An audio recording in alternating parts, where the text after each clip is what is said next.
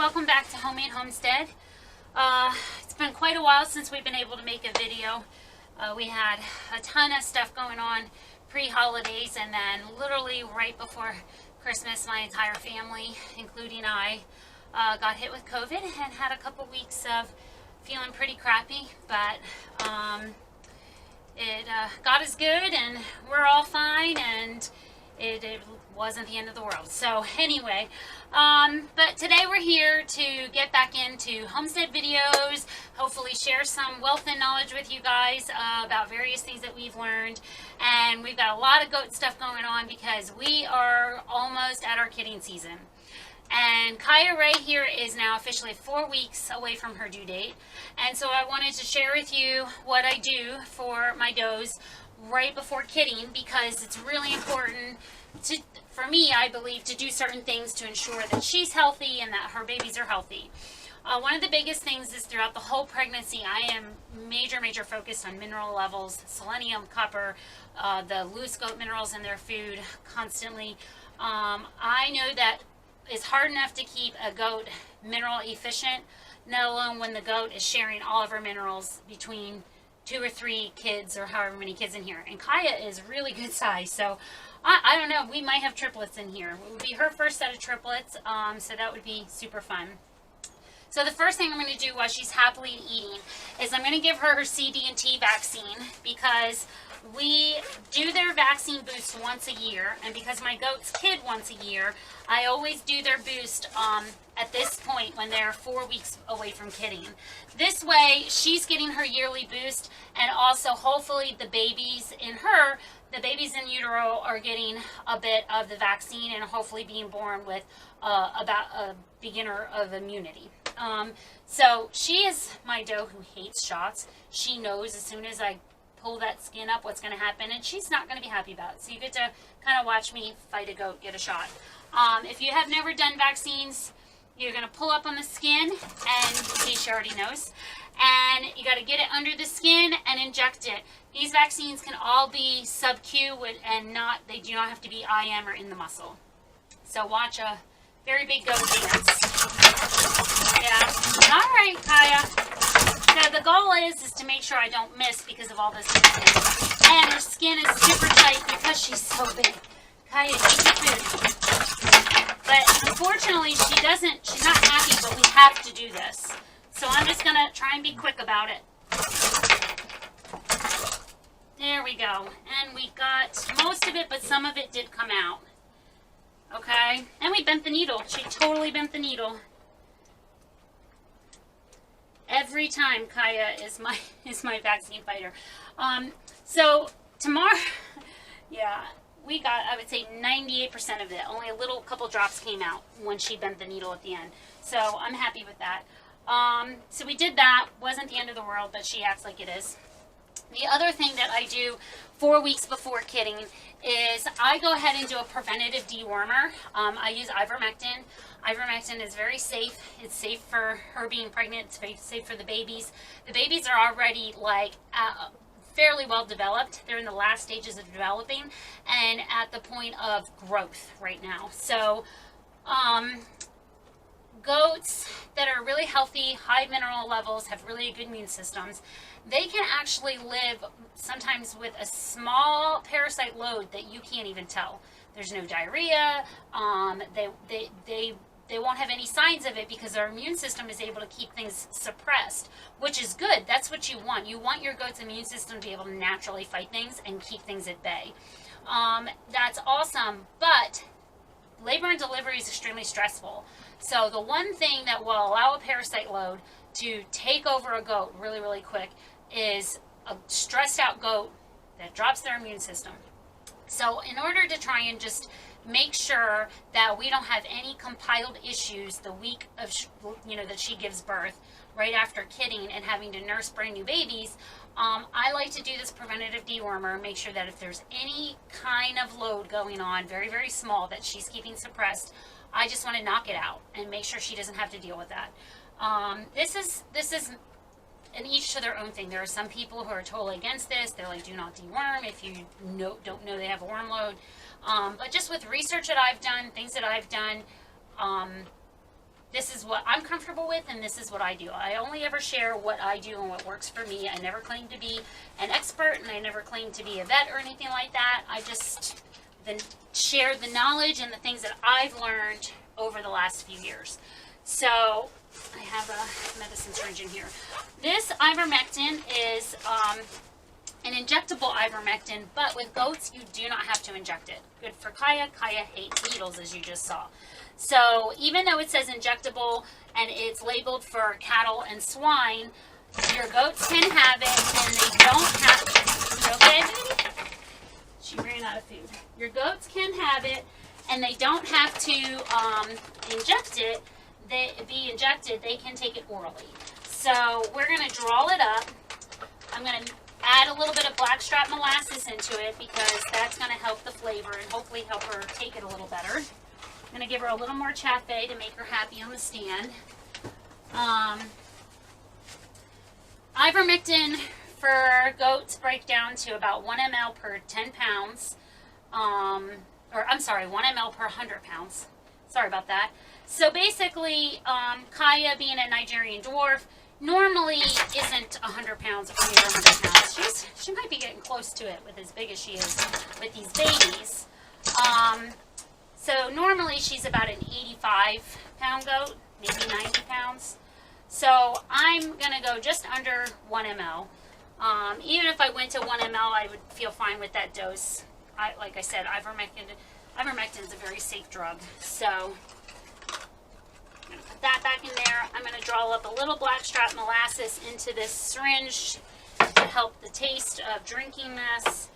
She might take it willingly. I have a couple goats who will just suck this out of the syringe, no problem. Other ones that I kind of have to force it in them. So the other thing that I'm going to want to give her at some point is I'm going to start giving her a red cell on a weekly basis. I want to make sure her iron levels are really good. Low iron levels in animals and people will cause heavier bleeding, and we don't want her to have heavy bleeding when kidding. Let's see if she willingly takes this. Nope, she's going to make me put her in a headlock. All right, hold on 1 second.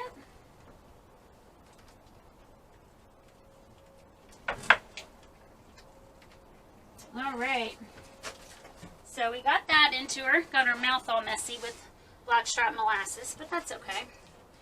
Let's see.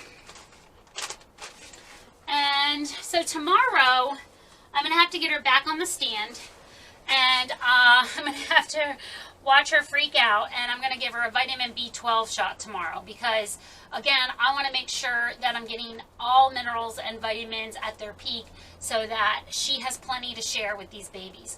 You cannot OD a goat on vitamin B. If she doesn't need it, she'll just pee it out. So I will actually probably give her one a week right till kidding, just to be sure. I want everything peak. It's no different than us taking a daily dose of vitamins every day. Then I will also tomorrow with the vitamin B shot, she'll get her second dose of ivermectin, and then she'll get a third dose of ivermectin the day after that. And that's the preventative doses. That's the preventative way you do it. If you're thinking there probably isn't anything going on, but you're just doing yearly preventative dewormer. The week that she's due to kid, we are going to do a cleanup on her tail and all of the hair on her back legs, and we're going to trim off her beard. These are things that get extremely messy during kidding.